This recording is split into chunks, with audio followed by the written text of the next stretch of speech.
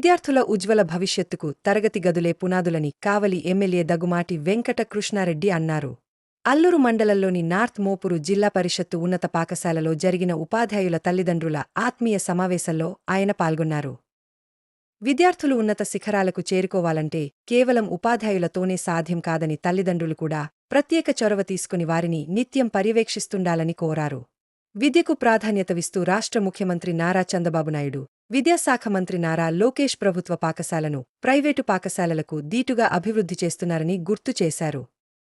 ఈ కార్యక్రమంలో tahsildar Lakshminarayana, MPDO Rajinikanth, MEO Ravindranath, HM రమటిడిపి మండల టౌన్ కన్వీనర్లు బండి శ్రీనివాసులు రెడ్డి, కృష్ణ చైతన్య, నాయకులు రేబాల శంకర్ రెడ్డి, పలగాటి శ్రీనివాసులు రెడ్డి, అమర్ రెడ్డి, కృష్ణారెడ్డి, రుద్రయ్య తదితరులు పాల్గొన్నారు.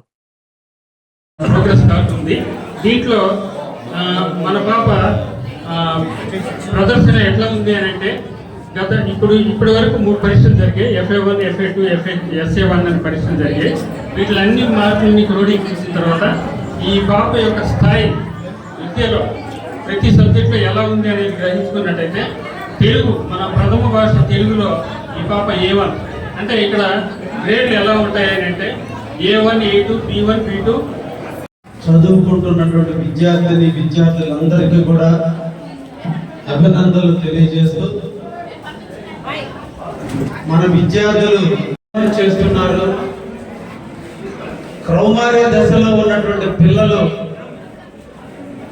ఎలా నడుస్తున్నారో తెలుసుకునేందుకు తల్లిదండ్రులు ఇంటి దగ్గర పిల్లల్ని శుభ్రంగా బట్టలు వేసి అందంగా అలంకరించి ఎలా ప్రవర్తిస్తున్నారో, ఏ ఆలోచనలతో ఉన్నారో ఆ విషయాన్ని గురువులతో తల్లిదండ్రులు చర్చించాలి.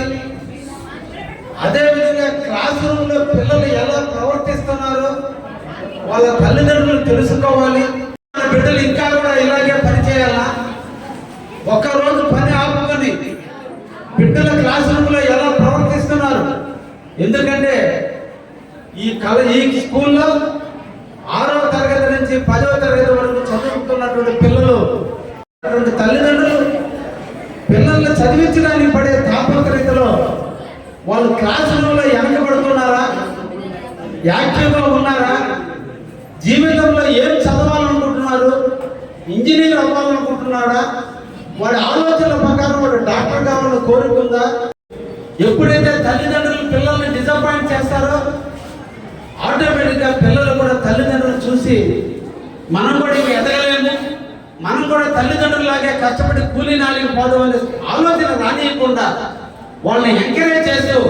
నువ్వు దేన్నైనా సాధించగలవు, మీరే మార్చుకోవాల్సిన అవసరం ఎంతైనా ఉంది. కాబట్టి విద్యార్థులారా మీరందరూ కూడా, మేము కూడా బహుశా మేము చదువుకునే రోజుల్లో ఇన్ని వసతులు లేవు, కాలికి చెప్పులు లేవు, మన్ను టెండలో రాళ్ళు, తారు రోడ్లు లేని ప్రాంతంలో రాళ్ళు గుచ్చుకుంటున్న తల్లి తండ్రి కొట్టిన బాధలకు భయపడి స్కూల్కి వెళితే ఆనాడు గురువులు చెప్పిన మాటలు మేము వింటే తల్లిదండ్రులు మమ్మల్ని ఎందుకు కొట్టారో ఆలోచించగలిగితే ఈరోజు గెస్ట్గా, ఈరోజు ఒక ఎమ్మెల్యేగా, అందరికీ ఆదర్శమైనటువంటి వ్యక్తిగా మీ ముందుకు రాగలిగారంటే దీని అనగా ఎన్ని కష్టాలు అనుభవించుంటే ఈ స్థాయికి వచ్చాము. రేపటి రోజు కూడా మీరు రావాలి, మన బిడ్డలందరూ కూడా ఎదగాలి. తల్లి తండ్రి రుణం ఎప్పుడు తీర్చుకున్నట్టంటే పుట్టినప్పుడు కాదు, ఊరు మొత్తం మిమ్మల్ని చూసి గర్వంగా శభాషని మీ తల్లి అయిపోతుంది. అదే ఒక నీటి బొట్టు చిగురించే మొక్క మొదట్లో పడితే ఆ చెట్టు చిగురిస్తుంది, పూలు ఇస్తుంది, ఫలాలు ఇస్తుంది, మన అందరికి నీడలు ఇస్తుంది. అలాగే మీ జీవితం కూడా ఎదగాలి. అదే ఒక మంచి నీటి బొట్టు సముద్రపు నీళ్ళల్లో ఉన్న, ఉప్పు నీళ్ళల్లో ఉన్నటువంటి ముత్యపు చెప్పులో పడితే పరిపరాగ సంపర్కం జరిగి ఒక ముత్యంగా మారుతుంది. ఆ ముత్యం మన అందరికీ ఆనందమైన ఆభరణంగా తయారవుతుంది. అటువంటి ముత్యంలాగా మీ జీవితం రావాలంటే మంచి వాళ్ళతో స్నేహం చేయండి, మీ శత్రువులకు దూరంగా ఉండండి అని చెప్పి సందర్భంగా తెలియజేస్తూ, జీవితంలో ఓడిపోవడం ఉంటుంది, చెడిపోవడం ఉంటుంది, పడిపోవడం ఉంటుంది, మోసపోవడం ఉంటుంది. ఈ 4 మన జీవితంలో ఎప్పుడు మన పక్కన నీడలాగే ఉంటాయి.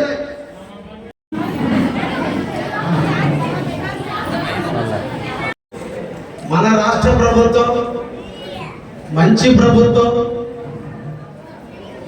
ముఖ్యమంత్రి వర్యులు శ్రీ నారా చంద్రబాబు నాయుడు గారి ఆలోచనలు, యువ నాయకుడైనటువంటి విద్యావేత్త, విద్యా మంత్రి అయినటువంటి శ్రీ నారా లోకేష్ బాబు గారు కోసమే ఎంత కష్టపడ్డా రేపు మన బిడ్డలు ప్రయోజకులు అవుతారు.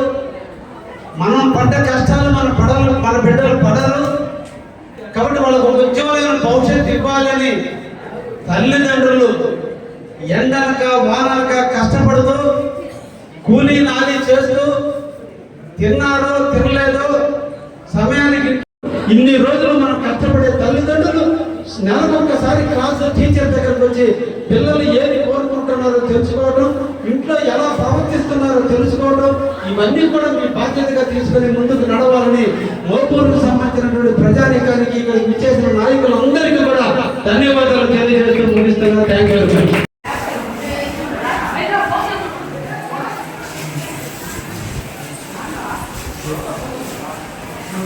మరిన్ని తాజా వార్తలు ఎప్పటికప్పుడు తెలుసుకునేందుకు మన గ్లోబల్ న్యూస్ లోకల్ టీవీని సబ్స్క్రైబ్ చేసుకొని లైక్ చేసి కామెంట్ చేయండి.